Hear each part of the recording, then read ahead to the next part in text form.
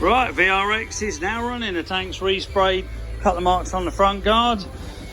Put a little fuel filter in. The tank's been totally sealed, but just to make sure nothing at all goes in, we've disconnected the vacuum tap, which are a pain in the arse, to be honest with you.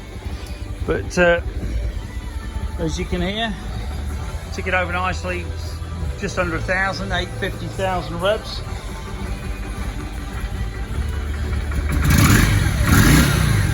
Certainly this bike ain't been started for 17 years.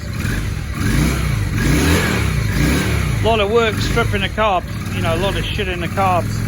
There's actually half a tank of rust, half a coffee cup full of rust in the tank, but now it's completely sealed. It's got new battery, you know, it's basically fully reconned. I just got to put the VRX badges on. You know, here's the paint.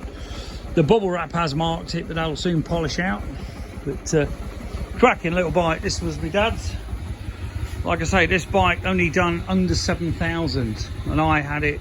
We've owned this in the family for about 20 something years. Got to be 20 odd years. Last on the road in 05, so you can imagine to get this thing going, we've actually put this little inline filter on. You know, a couple of marks on here which we can take out or spray, whichever.